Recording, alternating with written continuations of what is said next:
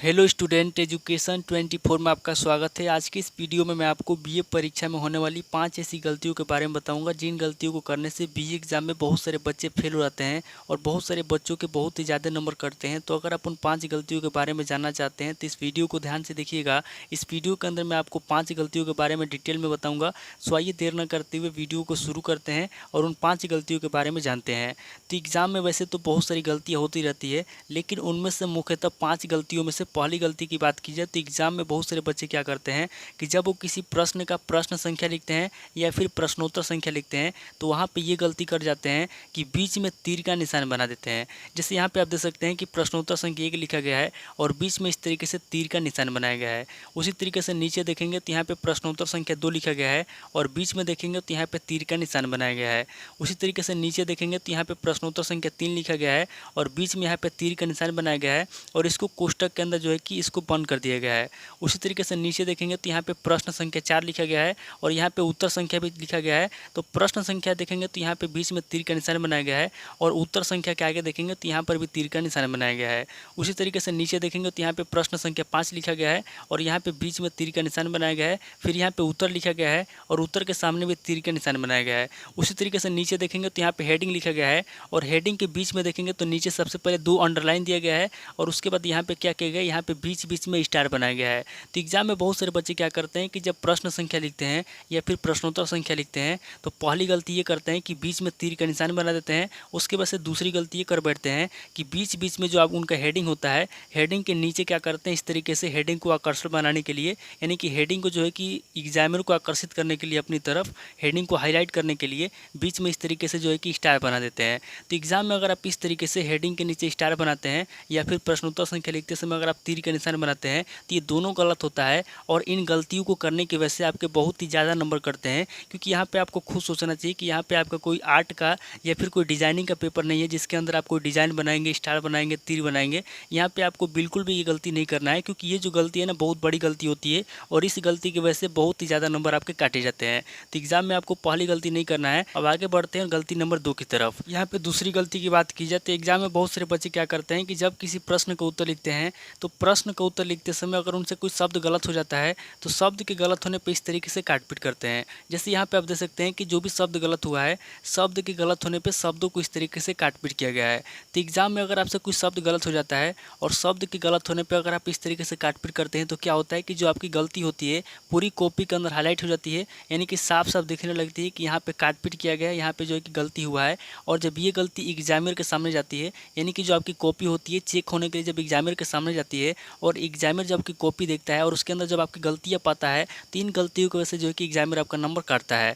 तो एग्जाम में आपको गलती नंबर 2 नहीं करना है। इस तरीके से आपको शब्दों को काट पीट नहीं करना है। इसके लिए आपको क्या करना होगा, अगर आपको ये जानना है कि किस तरीके से लिखना है, लिखने का सही तरीका क्या है, तो इसके ऊपर मैं वीडियो बना चुका हूँ, बीए में कैसे लिखे, लिखने का सही तरीका क्या है। उस वीडियो को आप देख लीजिए, आपको क्लियर हो जाएगा किस तरीके से आपको लिखना है, लिखने का सही तरीका क्या है। और अगर आपसे कोई शब्द गलत हो जाता है तो उसके लिए आपको क्या करना है, लेकिन आपको इस तरीके से गलती नहीं करना है, क्योंकि अगर आप ये गलती करते हैं तो इसकी वजह से आपका बहुत ही ज़्यादा नंबर कटता है। आगे बढ़ते हैं गलती नंबर 3 की तरफ। यहाँ पे आप गलती नंबर 3 को ध्यान से देखिए। एग्जाम में बहुत सारे बच्चे क्या करते हैं कि जब किसी प्रश्न का हेडिंग लिखते हैं तो पहले हेडिंग के खत्म होने पे और दूसरे हेडिंग के शुरू होने पे बीच में कोई भी लाइन नहीं छोड़ते हैं। मैं पहले भी बता चुका हूँ कि जो मेन हेडिंग होता है, 2 मेन हेडिंग के बीच में आपको कम से कम 1 लाइन छोड़ना होता है। लेकिन बहुत सारे बच्चे क्या करते हैं कि पहले हेडिंग के खत्म होने पे और दूसरे हेडिंग के शुरू होने पे, यानी कि 2 मेन हेडिंग के बीच में कोई भी लाइन नहीं छोड़ते हैं, बीच में उसको सटा करके लिख देते हैं। इसकी वजह से क्या होता है, इसकी वजह से भी उनका नंबर कटता है। हालांकि इसकी वजह से ज़्यादा नंबर तो नहीं करता है,